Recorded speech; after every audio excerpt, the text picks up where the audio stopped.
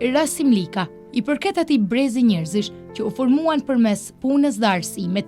Ai lindi në fillim të viteve 60 nga prindrit Usmani dhe Xhevahiria, me prejardhjen nga kraja, nga fshati Bobosht. Për shkak të kushteve ekonomike të kohës, babai i tij u detyrua të largohej herët nga vendlindja për siguruar punë dhe një jetë më të mirë për familjen. Fëmijëria e hershme e Rasimit kaloi në një realitet lëvizës të ndikuar nga puna e babait në një ndërmarrje ndërtimore. Këto lëvizje nuk u shoqëruan me vështirësi të rënda, por ishin pjesë e një jete të zakonshme pune dhe përshtatje. Vetë Rasimi e përshkruan këtë periudhë si jetën e një zogu shtektar që kalonte nga një vend në tjetrin sipas nevojës. Për shkak të mjedisit kurrit, deri në moshën 5 vjeçare, ai nuk fliste shqip, pasi gjuha e përditshme ishte serbo-kroatishtja.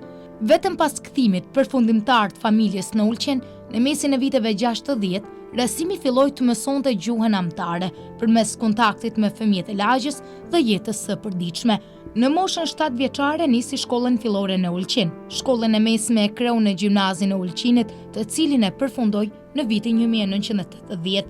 Gjatë kësaj periudhe përjetoi edhe tërmetin, kur mësimi u zhvillua për një kohë në kushte të përkohshme, por pa ndërprer procesin arsimor. Pas gjimnazit kreu shërbimin ushtarak dhe më pas vendosi të vazhdoi studimet, duke u regjistruar në Fakultetin e Biologjisë dhe Ekologjisë në Prishtinë, të cilin e përfundoi me sukses në vitin 1988. Pas diplomimit, Rasim Lika u angazhua fillimisht në punë private, ndërsa më vonë ju përkushtua arsimit. Ai punoi për vite me radhë si profesor në gjimnaz dhe në shkolla të tjera të Ulqinit, duke mbajtur edhe pozita drejtuese.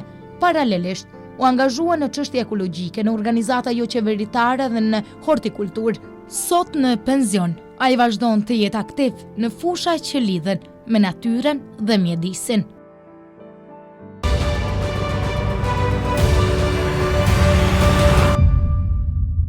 Përshëndetje miq të ekranit të televizionit të UTA, mirëmbrëma, mirë se takohemi në emisionin Portreti me mua Jonida Trumen.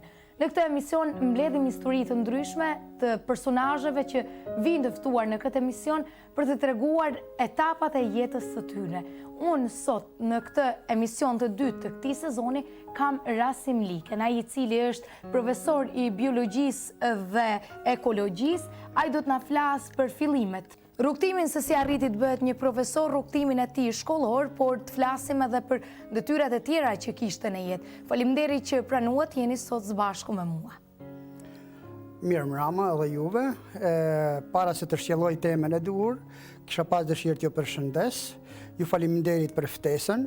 Faleminderit ju përshëndes edhe ekipin realizues të televizionit të UTA, gjithashtu edhe teleshikues të cilat janë duke në ndjekur në këto momente. Faleminderit, është kënaqësi plotësisht e jona kur të kemi në studio. Të fillojmë aty ku unë kështu hapi këtë emision, shkojmë tek fëmijëria, tek vitet e para të jetës, tek prindrit, tek një jetë ndryshe që ndoshta sot nuk e përjetojmë. Atëherë ju tregoj se jam i lindur në vitet 60 nga baba Osmani dhe nana Xhevahiria, të dy me prejardhje nga kraja, nga fshati Bobosht.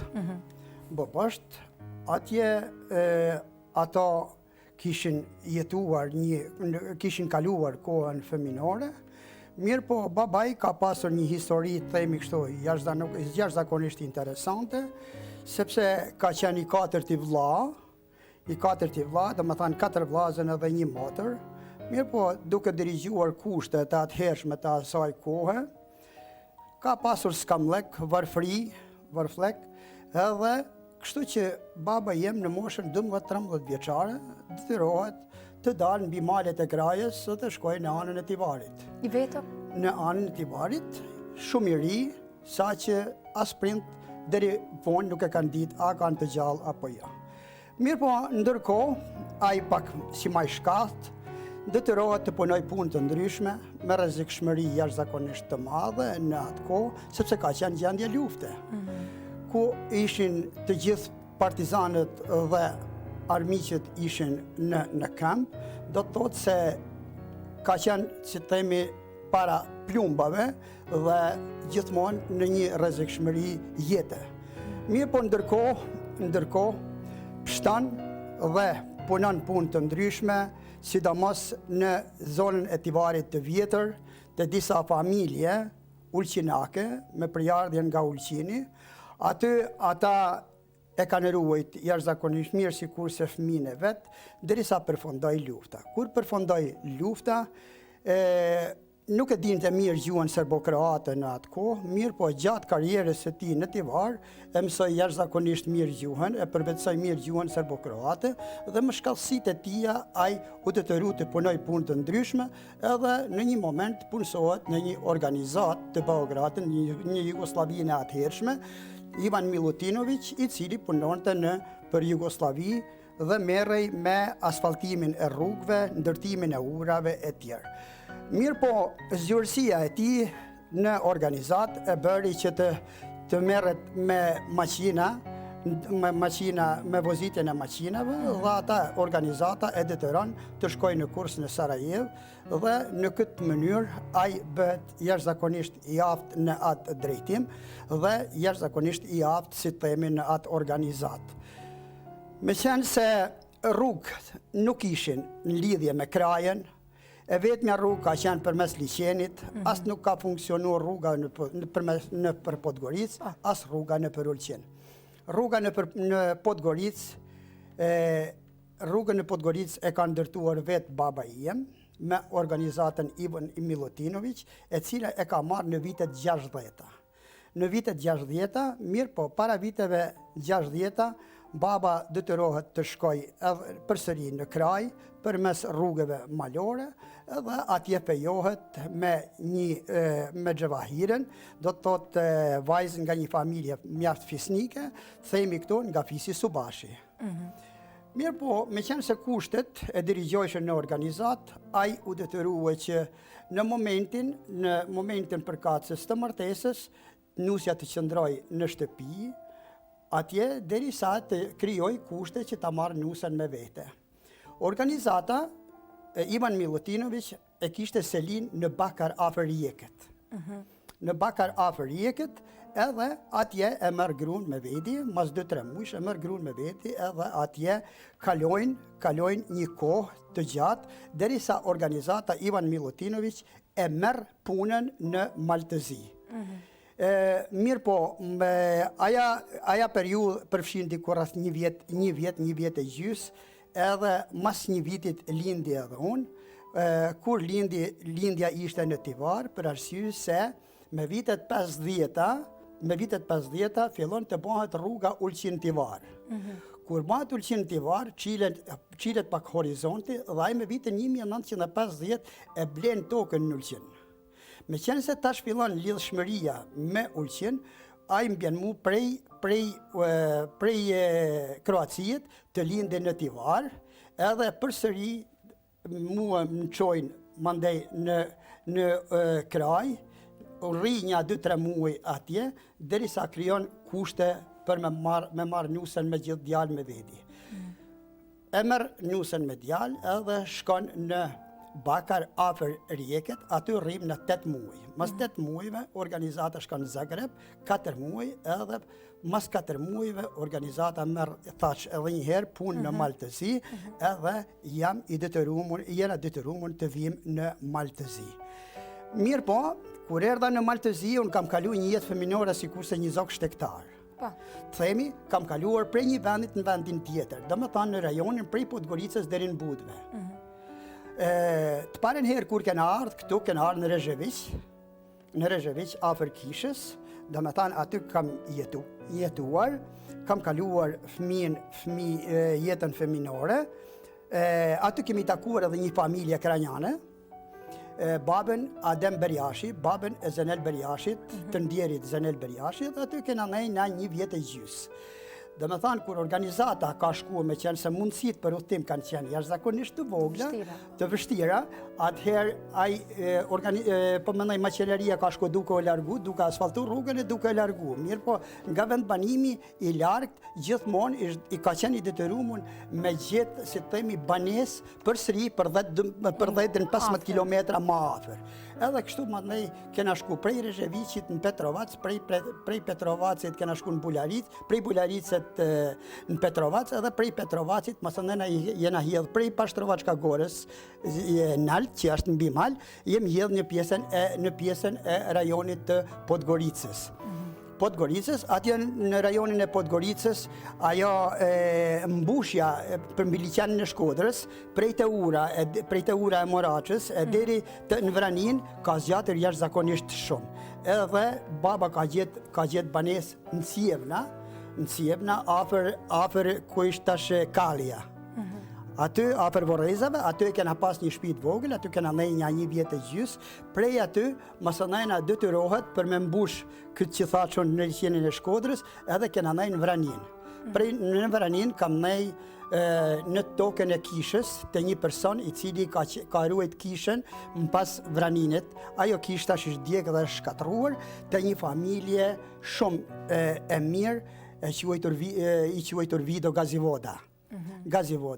Masi asfaltohet rruga, fillon pra përfundimi si të themi i rrugës, asfaltimit, bjen deri te përfundimi dhe më vonë, me vitin 1965, detyrohet baba të vinë në tokën e vet në Ulqin, të kthehet, mirë po, mbasi kthehet këtu, unë nuk isha gjendje të mësoj gjuhën e nënës, për arsye se rrethin e kisha krejt në gjuhën serbo-kroate, edhe deri në 5 vjeç e gjys nuk kam ditë asnjë fjalë shqip.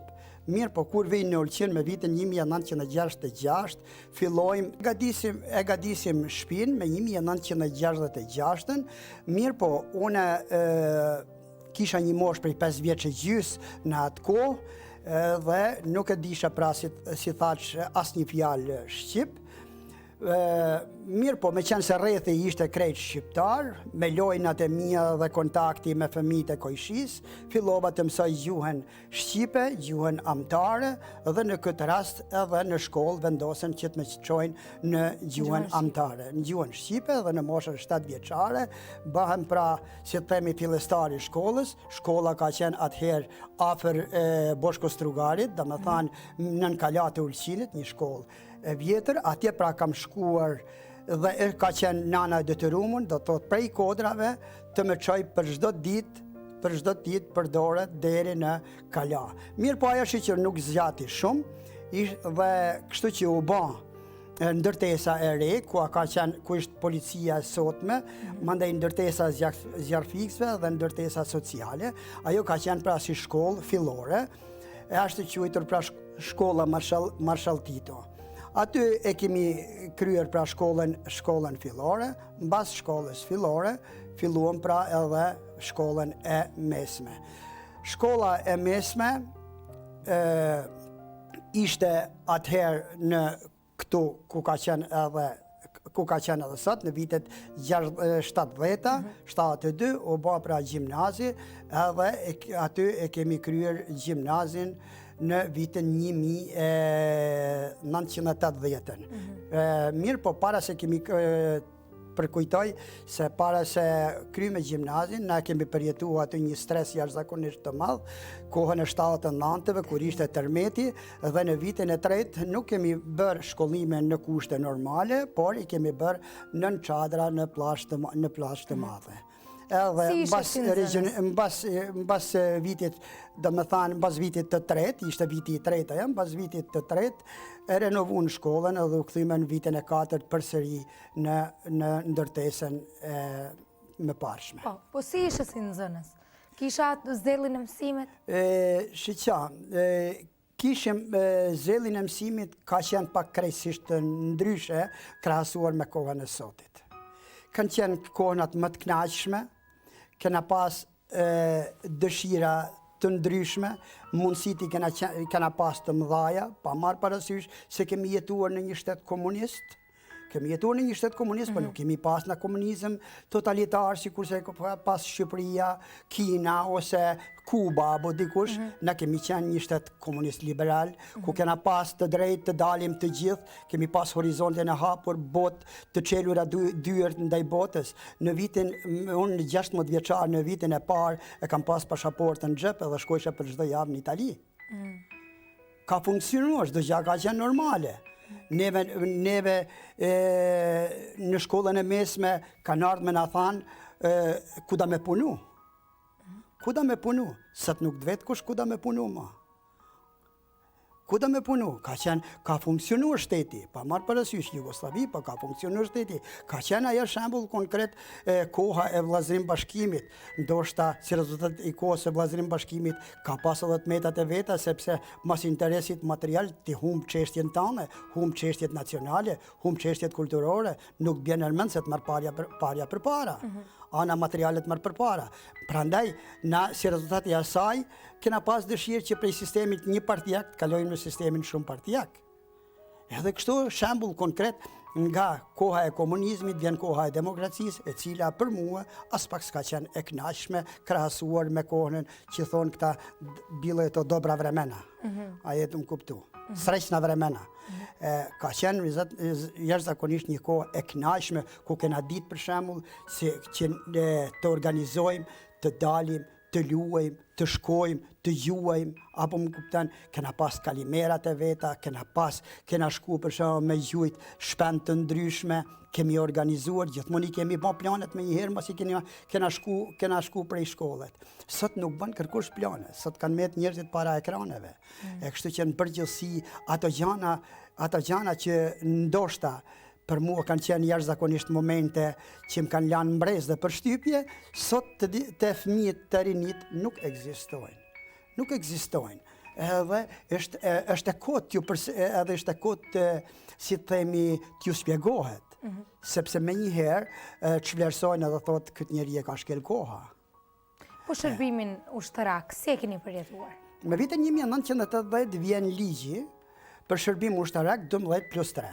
E ndryshojnë, gjë që me njëherë do të thotë mbas shkollës së mesme ka qenë e detyruar që çdo kush të shkojë në shërbimin ushtarak. Sepse më përpara shërbimi ushtarak ishte prej moshës 18 deri në 27 vjeçare. Kishte një farë, si të themi, një farë kufirit deri kur duhet më fillu dhe ku duhet deri kur mundesh me marru që s'ke kush kanë marrë 27 vjeç ti duhet pa marr parasysh s'ke studiu ish dash me shku. Mirë po, ndërkohë erdh ligji 12+3, do më thanë 12 vite me regjistru fakultetin, mbasi të regjistrosh fakultetin, e ke për detyrë shërbimin me ba shtetit edhe 3 muaj që ti ka dhanë mundësi, sepse prej kohës kur e ke kry shkollën, deri në momentin kur kanë fillu ligjëratat, ka pas 12 muaj. Edhe ti ke pas, si të themi, borx shtetit edhe 3 muaj. Mirë po, ndërkohë, me vitin 1980, filluam me shërbimin ushtarak, nuk i kishta plot 18 vjet, do më thanë shumë i ri, do të thotë nuk dije se çka të pritte, sepse ushtria ishte ushtri, e kishte si themi një terminologji, themi kështu jashtëzakonisht jo të këndshme për veshjen e njeriut, për veshjen e njeriut e paraqishin pak edhe si rrezikshmëri e tjerë, kështu që na për ushtri jemi përcjell me gosta, jemi përcjell me mbledhje jashtëzakonisht madhe, inshallah pa na kthehet shnash. Apo më kupton, por në përgjithësi nuk ka qenë përgjithësi atëherë bashkë kanë filluar trazirat kur unë isha ushtar. Filluan demonstratat me vitin 1980, me 4 maj vdiq shoku Tito, u shpall gati si qendje pak jashtëzakonshme, jo stabile në nivel të Jugosllavisë, gjë që edhe mbas viteve të 80-ta, pra të 80-ta filluan demonstratat në Kosovë etj. Ishim, si të themi, në gjendje gatishmërie, shteti, kështu që në përgjithësi, por unë kam qenë në shkollën për oficer rezerv, dhe nuk i kam pas atë vështirësi që i kanë pas ushtarët të thjesht, sepse kam qenë në Novi Sad, prej Novi Sadit mandej më kanë quhen në Ljubljan, mirë po gabimisht më kanë quhen Ljubljan dhe më kanë kthyer përsëri në Shkup. Kam punuar në qendrën e Akademisë Medicinale, aty kam punuar si teknik i medicinës, edhe domethënë ushtar, por me mantil të bardhë. Do të thotë se kam pas një jetë themi luksoze në kushtet të atëhershme në krahasim me kolegët dhe shok tjerë të cilat kanë ishdash pak a shumë të ruajnë strazh ose të jenë nëpër teren apo nëpër tanke apo pa marrë parasysh. Do të thotë kam qenë pak më të them më i privilegjuar. Jo se kam pas babën dhe një funksioner, por ka dashur fati. Në basë shërbimit ushtarak, me qenë se keni përfunduar fakultetin, më tregoni pak kishit me dyshje të vazhdoni shkollimin e lartë apo jo? Jo, nuk kam pas dëshirë mjaft të vazhdoj shkollën, por kushtet kanë dirigjuar pak edhe kushtet materiale. Baba kishte vetëm një djalë dhe një vajzë, mirë po, duke ditë rëndësinë edhe duke i ditë ato sakrificat e veta që ka përjetuar gjatë historisë së tij. Tu edhe desha Po, më thonë të gjithmonë jo, me shku në shkollë. Mirë po, ndërkohë, unë kisha dëshirë me marrë gjuhën angleze. Po gjuhën angleze, megjithatë gjatë bisedave të ndryshme me kolegët, me miqt, me shokët, më thoshin, e ke rasim shumë vështirë. Për arsye se në vitin e dytë nuk mund ta përvetësosh për një vit, për arsye se as nuk kishim gjuhë angleze, na kishim gjuhë ruse edhe gjuhë gjermane. E gjuha të përvetësosh për një vit gjuhën, për të lexuar vepra, është jashtëzakonisht kemi e pas vështirë. Mirë, po ndërkohë u tërhoqa nga ajo, edhe si të themi dëshira e madhe që kishte ndaj natyrës, edhe profesionin që kisha në mësimin orientuar të gjimnazit biologji, vendosa të marr biologjinë dhe ekologjinë, por megjithatë gjatë karrierës e cilën bëna ushtrin në Shkup, regjistrova dhe fakultetin e kimisë.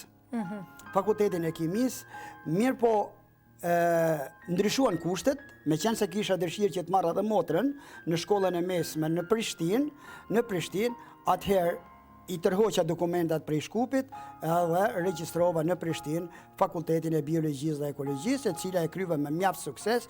Ligjëratat i ndigjova në mënyrë të rregullt, kurse diplomimin e vana pak më vonë, vetëm si rezultat i asaj se kisha dëshirë të ndihmoj prindërve, kisha dëshirë të punoj, edhe e dishe se fakultetin kam me kry, dal nga dal kam me diplomu. Diplomova me vitin 88, ndërkohë, momentalisht me 88 deri me 90 nuk kisha punë, punojshe punë private, por nuk kisha punë në profesion të vetin. Dhe me vitet 90-ta, kur filluan kushtet pak të ndryshojnë,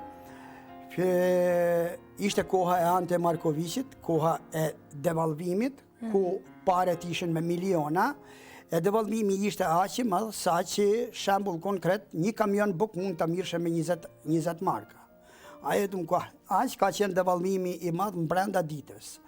Ai është një kohë e paspjegueshme, i kemi ata monella bash edhe në shtëpi dhe tham si ka mundësi mu bën njeriu kaq milioner ose miliarder, me miliona kanë qenë, me ka 7-0 mrapa një njësh. Do të thotë ai ka qenë një devalvim që është vështirë, është jashtëzakonisht interesant të shpjegohet. Por ndërkohë në kohën e devalvimit unë detyrova të investoj. Edhe çela firmën private. Çela firmën private tregtare që të merrem me tregti, me pemë të ndryshme edhe plus me artikuj tjerë ushqimor. Mirë po me qenë se isha i pamartuar, isha vetë, krah nuk kisha, çdo gjë duhej të paguhej.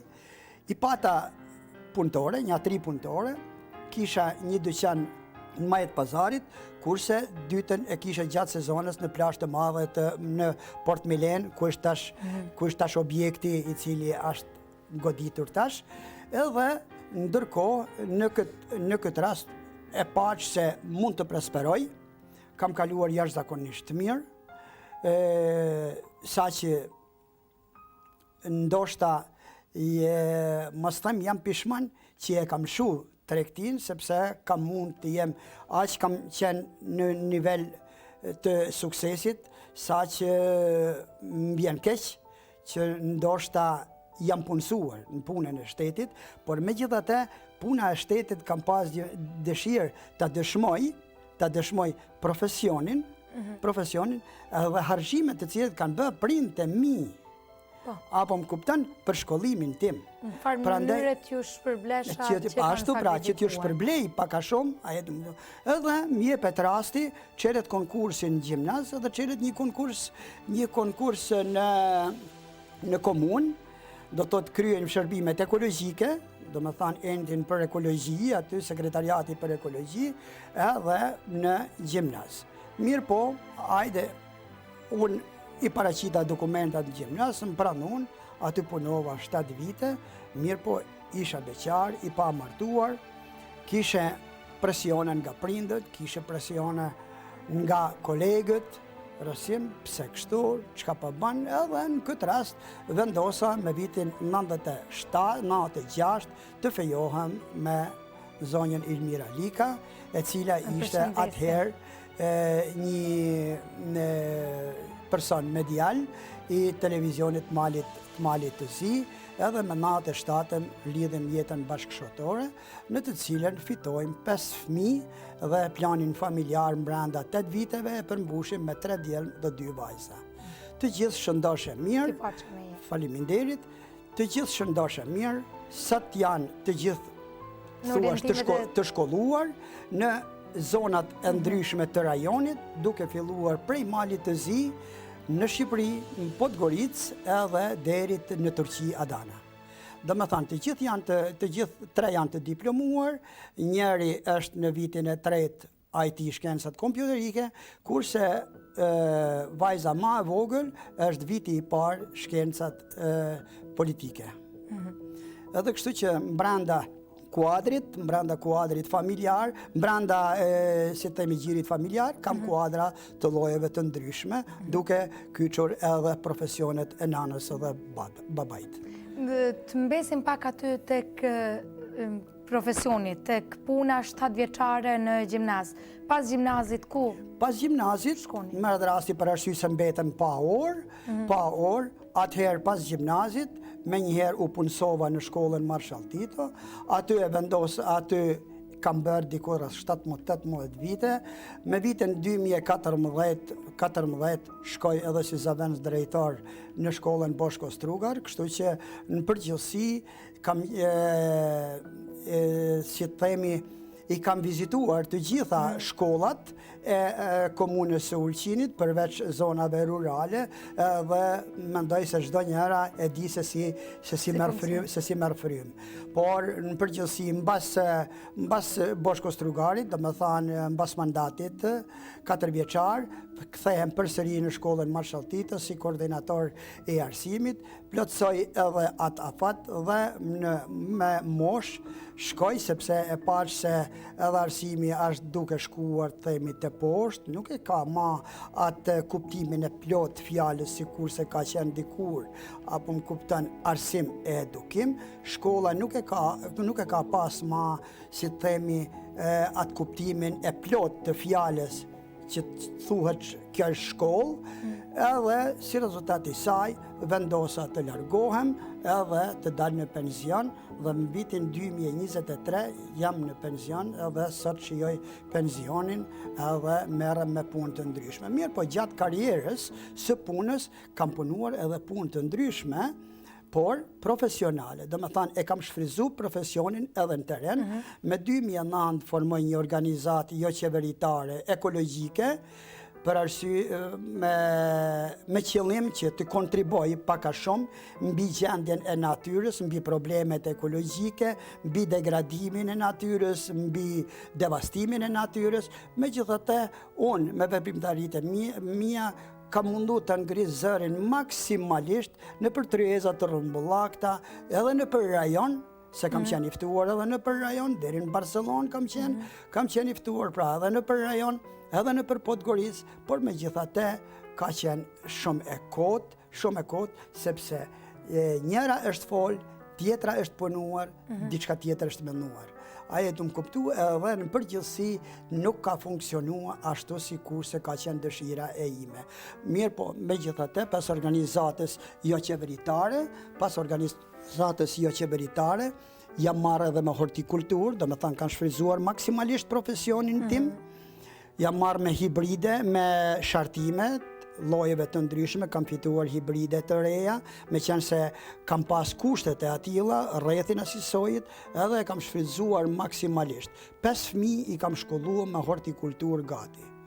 Gati 5 fëmijë, dhe me thanë kam mujt me ba një hotel me 5 yje, sa kam fituar nga hortikultura. Do të thot, ajo ka qenë një dëshirë, një pasion i imi, i cili pra gjithmonë jam munduar të bëj projekte për menaxhimin e kulturës pejzazhore, për shtëpia, për hotele, për institucione e tjera. Kam konkuruar disa herë me disa projekte, po mendoj edhe lokale edhe në nivel të malit si, kam pas suksese, por megjithatë sot ma nuk është ajo që ka qenë dikur, kanë filluar të sankcionohen pak a shumë edhe mjetet, të kontrollohen edhe sot nuk fiton ma realiteti dhe punëtori, por fiton, si themi, dallavergjia, mos themi kështu dallavergjit, por të fitojnë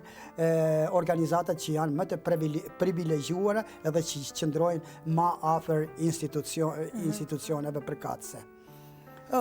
Në përgjithësi, unë me punën time jam i kënaqur dhe mendoj që ato që kam kontribuar unë, kanë qenë sukseset e mia, kurse tash mbetet që t'ju lëshohet të rive dhe të vazhdojnë punën në këtë profesion. Kështu që sot vajza e ka kryer fakultetin agrar edhe mjedis, edhe mendoj se edhe ajo mund të vazhdojë këtë punë dhe të ketë suksese në këtë profesion. Ishe ndonjëherë impunues apo këshillues, flas cilën bëje më shumëti, këshilluesin apo impunuesin për përzgjedhjen e drejtimeve të shkollimit të fëmijëve tuaj? Jo, nuk kam qenë impunues. Impunues nuk kam qenë asnjëherë, por kam qenë propozues. Propozimet ju kam ba. Megjithatë, i madhi kur ka shkuar në Turqi, më ka thënë kanë shkuar 3. Kanë shkuar 3, pse? Unë me tregu drejtën, duke pa situatën për shembull të shkollimit këtu, asnjë edhe duke pa pozicionin tim në për shkolla, unë kam menduar se fëmija mi mos jenë privilegjuar si rezultat i emrit tim, edhe profesionit, edhe pozicionit tim, prandaj kam pas dëshirë që ata të bëhen të pamvarur, dhe asnjë pra nuk i kam detyruar, dhe me mundësitë e mia materiale, i kam detyruar që të shkojnë e studiojnë edhe shkollën e mesme ta kryejnë dikun tjetër. Të bëhen të pamvarur. Kështu që 2 të partë, 14 vjet nuk i kanë pas kur kanë vazhduar nëpër kolegje. Edhe sot unë ja u kam hap horizontin me kohë, kërkun nuk kam shku mas tyne, gjithkun kanë shku vetë, fakultetet i kanë regjistruar vetë, vetëm kam shku kur kam bërë ceremoninë e diplomimit. Edhe i shaf se ka aftësi profesionale, por megjithatë a do të kenë mundësi ta shprehen profesionalizmin këtu, ajo mbetet të shohet. Por sistemi i këtill është që i dituri dhe i ndershmi dhe seriozi pak ka vend të merituar në këtë vend. Prandaj, sot 2 janë në Amerikë, kanë shku në Amerikë, edhe janë shumë të kënaqur, jam edhe unë i kënaqur, që kanë ikë duke pa situatën momentale se si funksionon shoqëria këtu.